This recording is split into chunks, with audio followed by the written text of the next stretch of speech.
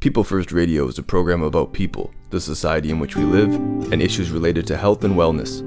Welcome to People First Radio. I'm Joe Pugh. New supportive housing that aims to minimize exposure to substance use is planned for Victoria and Nanaimo. A recently announced partnership between the province of BC, the city of Victoria, and Kool-Aid Society will see 20 units of recovery-oriented housing at a site on Victoria's Johnson Street. According to information from BC Housing, it is intended for people who have completed early-stage recovery, with the site expected to open next year.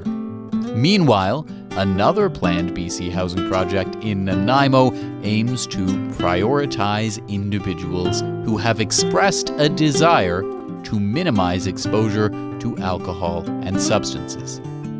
That site is called Sparrow and is planned to be located on the former Travelers Lodge care facility at 1298 Nelson Street in Nanaimo. It was planned to open earlier this year, but according to a BC Housing website, there have been unexpected delays with required site upgrades and work is ongoing. Pacifica Housing is lined up to operate the site. I spoke with their CEO, Carolina Ibarra, about the model planned for Sparrow. What exactly is the model you're planning at using at this Sparrow site? Yeah, thank you so much for inviting me and for asking this question. We're very excited about the model that the Sparrow would have. Essentially, it's still low barrier housing, so for individuals who struggle with multiple challenges, but it's for people who are on their road to reducing substance use. And what that means is that this model is a little bit different. People are encouraged to not use substances. In fact, there's a lot more rules in the Sparrow model around ensuring that even paraphernalia isn't visible anywhere on the site. Again, this is for individuals who are on their journey to sobriety. What's curious about this model is we know that not everybody's journey to sobriety is the same, and it's not always linear. So people may have relapses. And there are also people who can't completely stop using substances because they may have medical issues like pain management. And so the model at the Sparrow, which is housing focused, it is not a medical model. It is to support people on this journey and preparing them for living independently at some point without supports. How did this model come about? Was it something that was Pacifica's idea, or was it something that BC Housing was kind of pitching and you submitted a bid for? So it's something that Pacifica, like many others, have been advocating for in terms of seeing this gap in the system.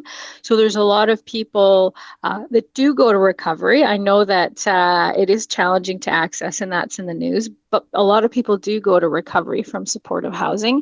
And the challenge is that then there's nowhere for them to go if they still need supports. So they'll go back to supportive housing, which is not the best place for them at that stage. And so it's something that we've been advocating for, but it was actually BC Housing who said that in discussions with the city of Nanaimo, they decided that this was the model that they wanted to pursue, in the understanding that it was still a low barrier housing first model. And so we had submitted an RFP and for a low barrier supportive housing operations, and we were successful. So it's a low barrier model, but there are these rules meant to dissuade people from using substances as much as possible.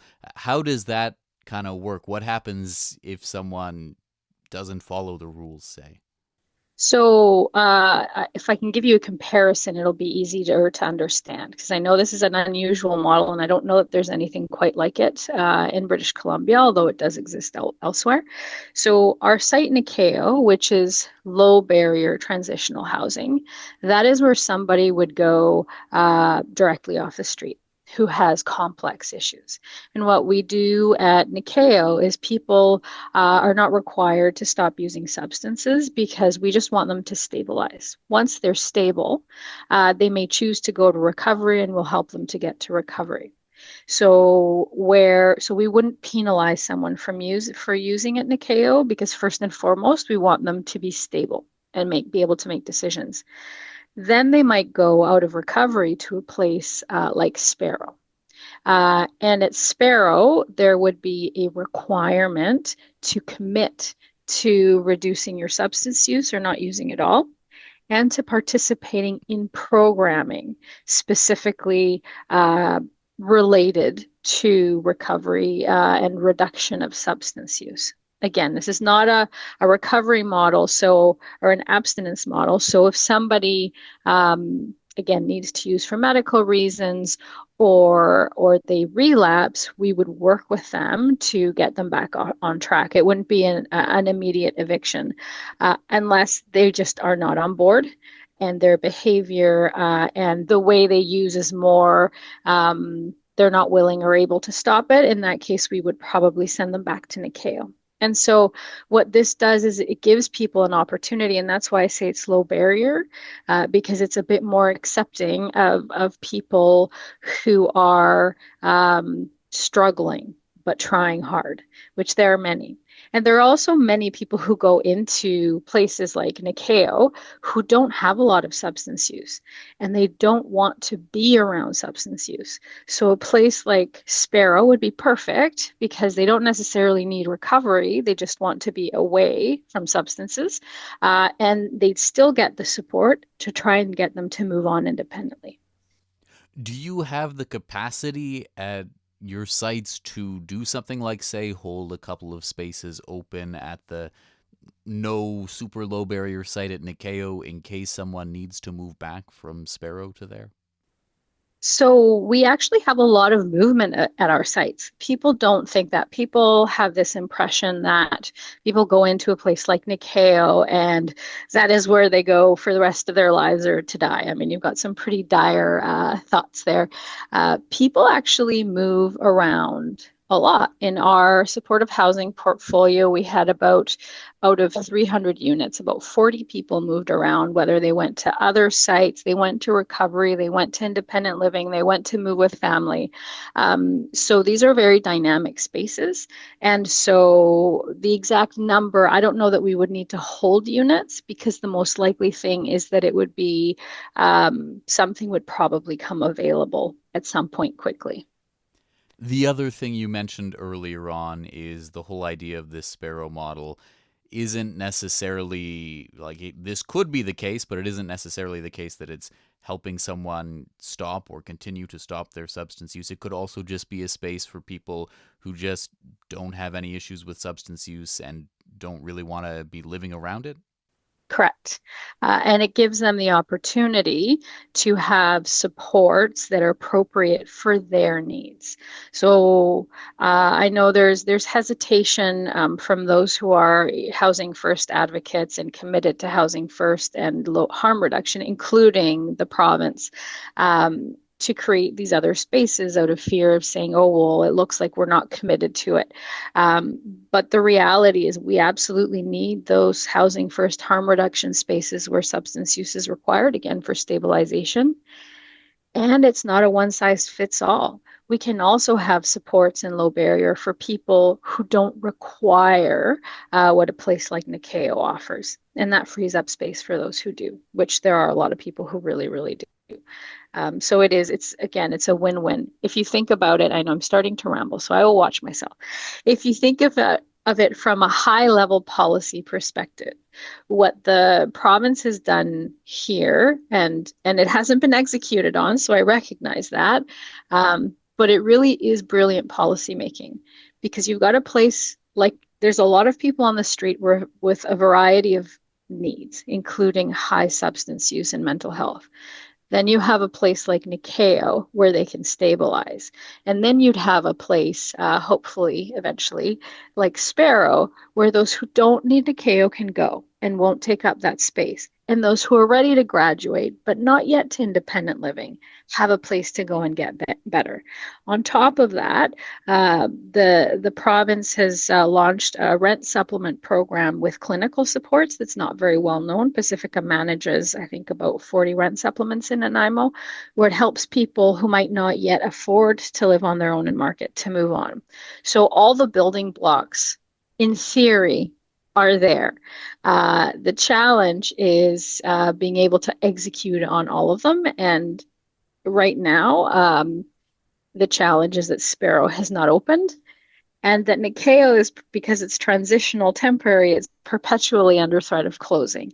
So if we could just solidify all of those building blocks, Nanaimo would have most of what it needs to resolve its homelessness problem. We just would probably need more of it. But solidifying that continuum would be a humongous step forward. You talk there about the housing continuum, the idea that at one end there's just people with no kind of outside support or subsidies renting or buying things on the private market. On the other end, there are super low barrier sites like Nikeo that you describe. What are the things we're most missing from the housing continuum? Is it this model at Sparrow? Is it more of a certain type of thing? Can you just give me a sense of what needs to be done to make that continuum in a healthy place? So Nanaimo is quite representative of the province, but Nanaimo, I think, has probably a per capita bigger issue than most cities in the province. So I think where we're in a good place is that there's been a lot of affordable housing built. So that's really positive. As I said, on the other end, of course, there's more in the pipeline in Nanaimo because Nanaimo's growing, so we'll need more. But that seems to be overall supported by the city and the province. Then there's the rent supplement program that kind of helps people move into the private market if they can't quite afford.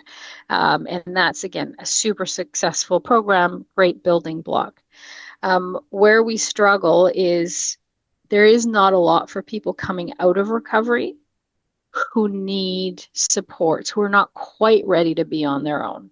I mean, I think even Matthew Perry, I was listening to something his sister was saying that he struggled with when he came out of recovery. He felt so alone and not ready to be on his own.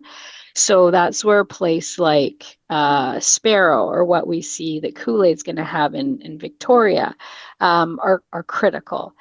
And then lastly, we have low barrier supportive housing, but that is the trickiest piece because the people who need the places like Nikeo, I'd say there's a lot of them, and there's not enough spaces like Nikeo. And the spaces that there are often occupied by people who can't move anywhere else, like who don't need them and can't move.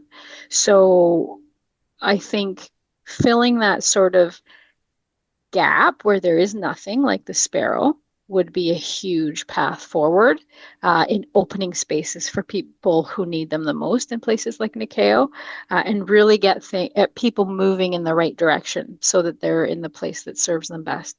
I know I often hear we can't build programs or housing that meets every individual's need, and absolutely not. But there are proven systems where you have these different options for people who are in different parts of their journey or who have different needs, and it works really well. So I'd say Nanaimo's on its way, but we need more low barrier that is not constantly at threat of closing because it's temporary transitional. And we need that other step for people who are just a bit further along in their journey. You're listening to People First Radio. My name is Joe Pugh, and I'm speaking with Carolina Ibarra, CEO of Pacifica Housing. We're talking about the model for a planned housing site in Nanaimo. Called Sparrow, it's expected to be located on the former Travelers Lodge care facility at 1298 Nelson Street. The site was supposed to open earlier this year, but according to a BC Housing website, there have been unexpected delays with required site upgrades and work is ongoing. Also, according to that webpage, the plan for this particular site is to prioritize individuals who have expressed a desire to minimize exposure to alcohol and substances. What is the status of the Sparrow building? Is there any kind of update you can give me with what's going on and when it might open?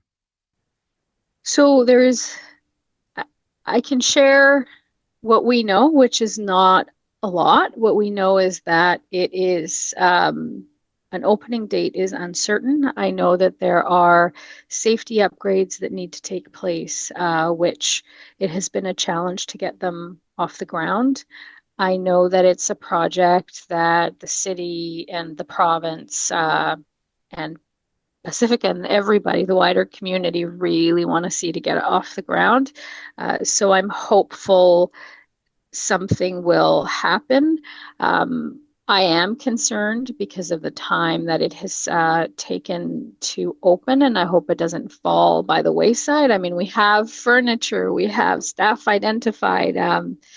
We would be ready to go very quickly. It's the space that is missing. And I can't share much more because the process is really between the province and the owner of the building. I think it just is one more example of the challenges of getting supportive housing off the ground. Regardless of the reasons, it just seems like it always hits barriers. I guess my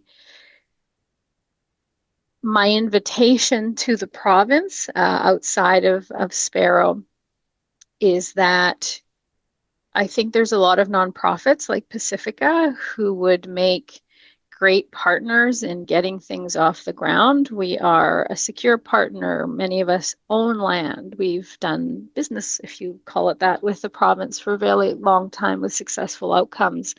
And I think that would, in the future, help alleviate some of the challenges that are often faced in delivering supportive housing. But yeah, I've got my fingers crossed that we'll be able to get past this. There's another supportive housing project that was announced pretty recently in Victoria. It's going to be run by Kool-Aid. It's also going to have a focus on trying to create a space where people do not use substances. From your understanding of that project in Victoria, is it fair to kind of lump it in together with Sparrow and say it's a similar model being used? I'd say it's at the same end of the continuum, but from what I understand, Kool-Aid is the nonprofit that will be operating it. I understand that it's an abstinence-based model. It's for people who have a certain number of months in sobriety. So it's a bit different in that way. It's but also a very, very needed model because there are some people who complete sobriety is where they want and need to go. And it's fantastic that they're rolling it out. It's, as I understand it, a partnership between the city of Victoria, Kool-Aid, and the province. Again, those are winning solutions. The building's owned by Kool-Aid. So as someone who happens to live in Victoria and work in Victoria, we also see the need here. I just think that is a fantastic initiative, and I'm so excited for everybody involved. Is there anything like that initiative in the works or already in operation in Nanaimo? Not at this time. I think Sparrow would be, again, the closest thing in that end of the spectrum. I will say that the need in Victoria and the need in Nanaimo is very different. The acuity in Nanaimo is that's the complexity of the needs of the people on the street, and the volume of people on the street is higher compared to Victoria based on our experiences operating in both sites and both sides. So I don't know that a fully abstinence-based model would be what Nanaimo needs the most. I'd say something more like Sparrow, which again was not exactly our idea. That was the province and the city really expressed what they needed. I think that's exactly what Nanaimo needs at this stage because of the complexity of the problem there. Could you tell me a little more about what that high acuity means and, your suggestion that from what you're seeing as a housing provider in both places, that people in Nanaimo, you're seeing that they have higher acuity needs? Yes, so I know it's a complicated concept because it can be many things, but acuity is basically the complexity of people's needs. And what we see in Victoria, our team also works with the city of Victoria in doing outreach. We help them relocate people from parks, and we are now working in the downtown core, which is where a lot of the more recent challenges that have been in the news have been highlighted. And what the team is seeing there is like a mid acuity. Yes, there's people with substance use. There are some with brain injury, but in Victoria, what we see is people who've really struggled to have stable housing for a long time. And so that is why their substance use is heavy. And so it's really hard to really know how poor their mental health is. We see a lot of people with physical health needs. And so, most likely, a lot of people in Victoria, if they had a place, say, like Nikeo to stabilize, they would do quite well. Now, in Nanaimo, I think Nikeo takes, as I understand it, including from BC Housing, the highest acuity individuals in Nanaimo. And what we see there is a lot more complex mental health issues. So it's not just uh, substance use. There are more complicated mental health issues. And what we have at Nikeo, which is not as readily available in Victoria, and there's other sites have this in Nanaimo as well, is that Island Health does send a medical team that's very well equipped very frequently. And so the for example, the average number of staff we have, or most organizations have at a site in Victoria, is two staff 24/7. And Nikeo is four staff 24/7 plus, plus, plus. It's got a lot of wraparound, and that's why it's so successful.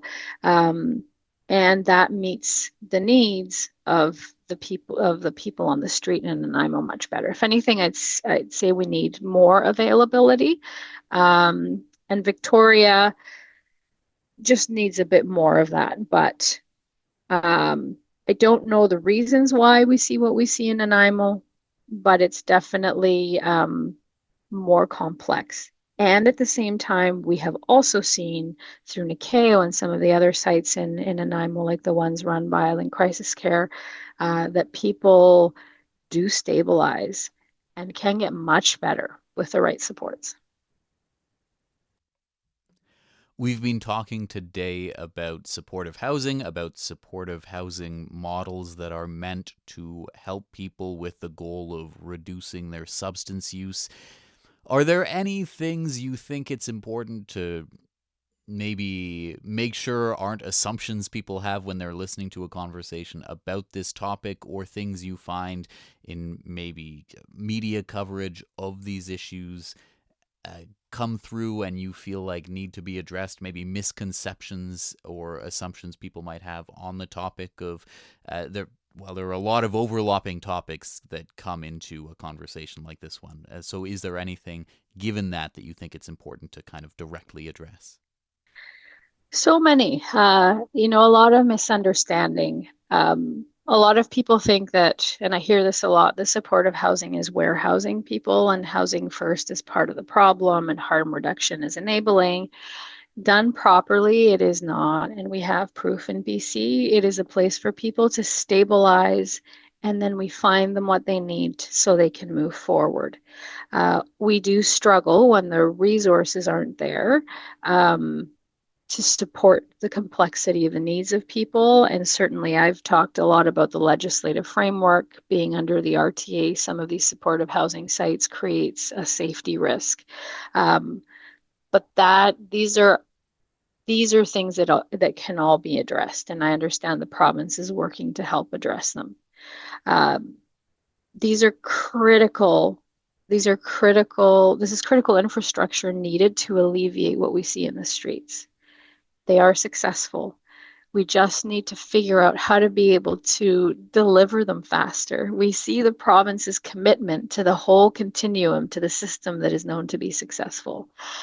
So I guess I would just invite people to have an open mind to understand the things that are working and that do work and why, and the things that aren't, to try and understand why too, because those can all be addressed and we can always use the public support in resolving them. Is there anything else you think it's important to bring to this conversation about Sparrow or any of the issues related? So I guess the last thing is that, when Sparrow was announced, we had the prospect of 78 new units, much needed on the continuum, coming to Nanaimo.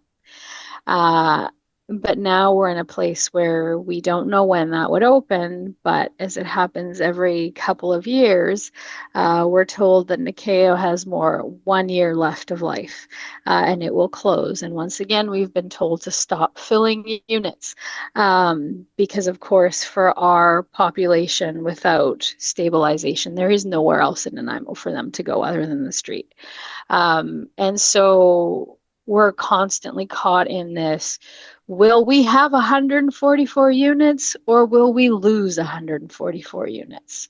Which is, the addition of Nikeo and Sparrow.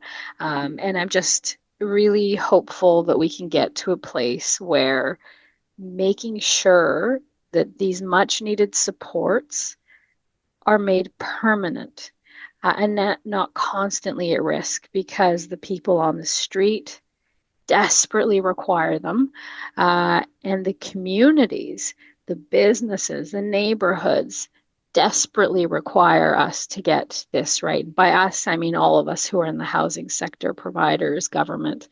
And so I really, really hope that the province and the city, and this isn't a slight to either of them because they've both, again, made these commitments, find a way to move forward, so that these things that work in all of the negativity, these things that we know are successful, can finally be permanent and no longer at risk of closing, so we can help those people who really desperately need it.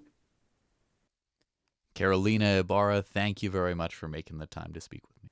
Thank you. I really appreciate the invitation, particularly at this time. Carolina Ibarra is CEO of Pacifica Housing. We reached out to BC Housing and Kool-Aid Society, hoping to talk about the recovery-oriented housing project recently announced in Victoria. Neither organization was able to accommodate an interview ahead of our deadline for this week's program. BC Housing did send a statement about that project. We'll include it in the show notes of the online version of this episode. People First Radio, People First Media, and People First Stories are community media projects of Vancouver Island Mental Health Society and are produced in Nanaimo, British Columbia. The opinions expressed do not necessarily represent the views of Vancouver Island Mental Health Society or its broadcast, podcast, and social media partners.